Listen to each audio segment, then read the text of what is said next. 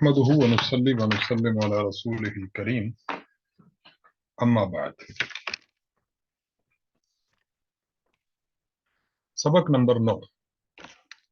آج کے سبق میں ہم نے جو باتیں پڑھنی ہیں ان میں سب سے پہلے کچھ عبادات کا ذکر ہے جو نفلی عبادات ہیں، کچھ نوافل ہیں۔ رمضان المقدس میں ان نوافل کا انسان کو اہتمام کرنا چاہیے۔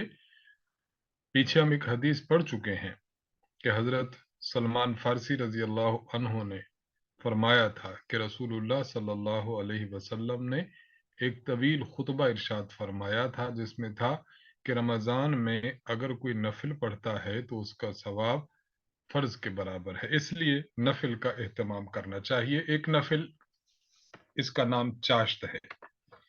سورج جب طلوع ہو جائے تو سورج طلوع ہونے کے بعد اس کا وقت شروع ہوتا ہے اور زوال تک رہتا ہے۔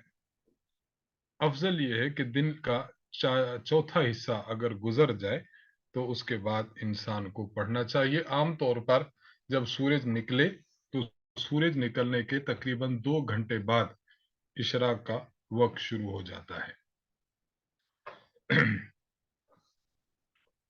چاش کا وقت شروع ہو جاتا ہے۔